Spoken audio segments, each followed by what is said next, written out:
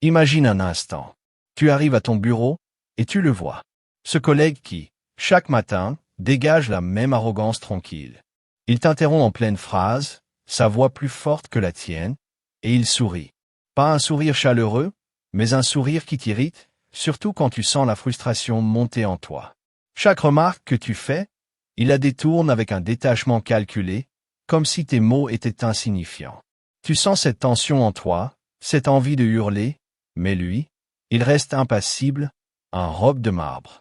Tu as l'impression d'être un figurant dans le théâtre de sa vie, et il est le seul à détenir le script. Dis-moi, ne sens-tu pas cette humiliation sourde? Tu réalises qu'il n'a même pas eu besoin de hausser la voix pour te dominer. La question est, face à quelqu'un qui t'écrase sans crier, que fais-tu? Tu t'écrases ou tu ripostes? Il existe des individus qui prennent le dessus sur toi non pas par leur force ou leur compétence, mais par leur capacité à rester impénétrables. Leur pouvoir se cache derrière cette façade de calme, ce détachement calculé et ce sourire ambigu. Sais-tu pourquoi tu te sens impuissant face à eux? Parce qu'ils ont compris ce que Machiavel a essayé de nous enseigner, la vulnérabilité ne naît pas de tes émotions, mais de leur transparence. Tant que ton adversaire peut deviner ce que tu ressens, il peut t'atteindre. Et tant qu'il peut prédire tes réactions, il peut te contrôler. Dans cette vidéo, je vais t'enseigner comment Machiavel aurait détruit l'ego de ceux qui se croient invincibles. Non pas avec brutalité, mais avec une lucidité stratégique. Tu vas découvrir comment la discipline émotionnelle, l'ambiguïté stratégique et l'art du silence calculé déstabilisent ceux qui pensent être intouchables. Il ne s'agit pas de manipuler, mais de te protéger. Il s'agit de reprendre l'avantage dans les jeux d'esprit du quotidien. Reste avec moi jusqu'à la fin, car je vais te révéler une clé ultime, une méthode précise pour ne plus jamais laisser ton ego trahir tes émotions. Sondons la première lucidité, comprendre l'ego pour mieux le déjouer. Imagine-toi en pleine réunion. Tu prends la parole, confiant. Et soudain, tu sens un silence ironique s'installer. Un collègue ricane discrètement, puis te corrige avec une condescendance subtile. Ton cœur s'accélère, tes joues s'empourprent. Tu essaies de te défendre, mais il te regarde avec un calme olympien, comme si ta réaction confirmait sa supériorité. À cet instant précis, tu viens d'offrir ton ego en pâture. Sans lever la voix, il a gagné une manche dans le jeu invisible du pouvoir. Tu repars de cette réunion frustré, sans comprendre comment un simple échange a pu devenir une scène de domination. Tu rumines, te reprochant d'avoir été trop gentil, pas assez ferme, ou mal préparé. Mais au fond, ce n'est pas ton contenu qui a été attaqué. C'est ton équilibre émotionnel. Tu t'es dévoilé trop vite, trop lisiblement, et ton adversaire a su en tirer profit. Voici la première leçon de Machiavel. L'ego est une faille exploitable. Plus il est visible, plus il est vulnérable. Machiavel t'enseigne à faire la différence entre l'apparence et la réalité. Ce que tu ressens peut être vrai, mais ce que tu montres doit être stratégique. Face à un adversaire aguerri, chaque émotion exposée devient une cible.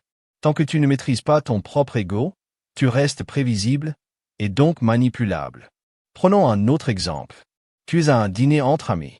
Tu fais une remarque que tu penses être anodine, mais une autre personne la tourne en dérision, déclenchant des rires. Tu souris pour faire bonne figure, mais à l'intérieur de toi, une gêne monte. Il le sent. Il en rajoute. Pas par méchanceté, mais parce que ton malaise l'amuse. Il est en train de jouer à un jeu, un test de pouvoir social. Dans ces deux situations, le même mécanisme se répète. Un ego exposé devient un levier de domination. Celui qui reste calme, qui ne réagit pas, garde la main. L'autre, submergé par ses émotions, perd en lucidité. Machiavel aurait vu là une faiblesse de vertu, une incapacité à gouverner ses propres mouvements intérieurs. Le pouvoir ne va pas à celui qui parle le plus fort, mais à celui qui reste impassible quand les autres s'agitent. Pour te protéger, tu dois pratiquer une discipline émotionnelle.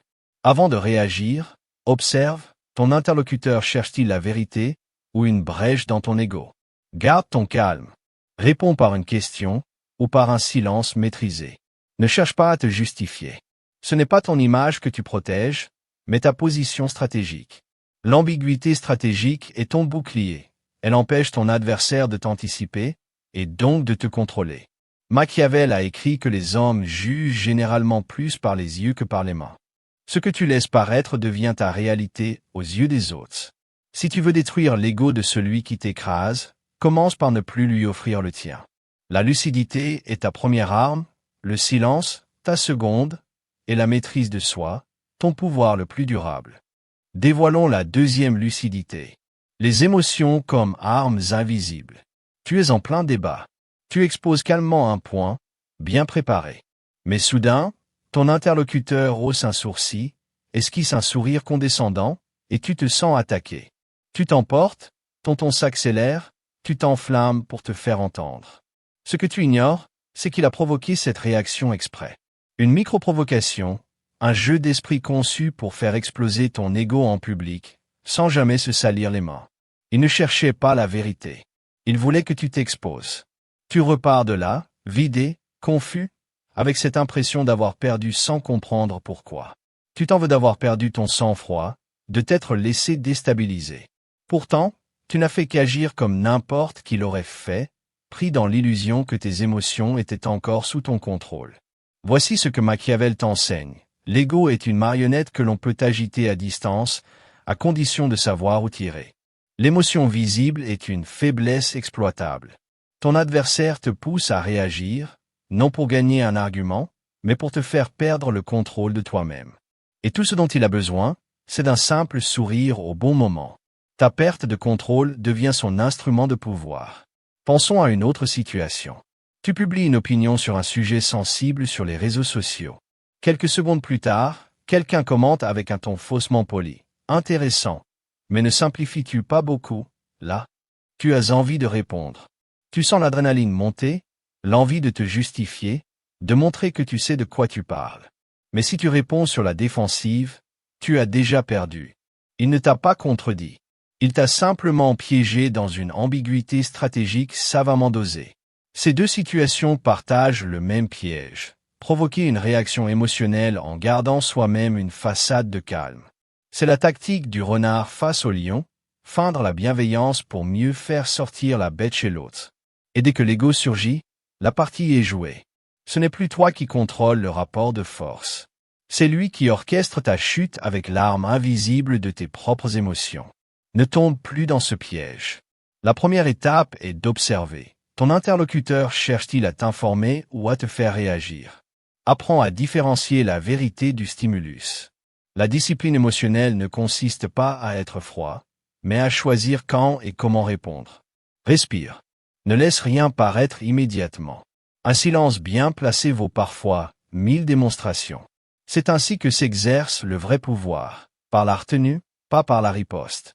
Machiavel a écrit « Il faut donc qu'un prince sache agir à propos, et en bête et en homme. » La lucidité, c'est savoir quand ton adversaire joue au renard et quand tu dois rester le lion. La troisième lucidité. Le masque de l'indifférence stratégique. Tu t'es déjà retrouvé dans une conversation où peu importe ce que tu dis, l'autre personne le traite avec une indifférence polie, presque désintéressée. Il hoche la tête, répond par de vagues « ok » ou « c'est ça » et détourne le regard comme si tes paroles étaient des bruits de fond. Ce n'est pas de la distraction. C'est une tactique de pouvoir. Il n'est pas en train de t'écouter, il t'évalue. Et le message qu'il t'envoie est brutal, ce que tu dis n'a pas d'importance. Cette indifférence est une arme puissante. Elle ne t'attaque pas directement, elle s'attaque à ton besoin d'être validé, à ton ego. Plus tu te bats pour te faire entendre, plus tu lui donnes de l'importance. Car ce besoin de reconnaissance est une faille. La frustration monte en toi. Pourquoi est-ce que je n'arrive pas à me faire entendre? Tu te demandes. Tu as l'impression de crier dans le vide. Et c'est exactement ce qu'il veut que tu ressentes, de l'impuissance. Il t'a déconstruit sans rien dire, juste en t'ignorant. C'est un test de ton résilience émotionnelle. Machiavel, s'il avait vécu à notre époque, aurait compris cette tactique. Il aurait vu que le pouvoir ne réside pas seulement dans ce que tu dis, mais aussi dans ce que tu choisis d'ignorer.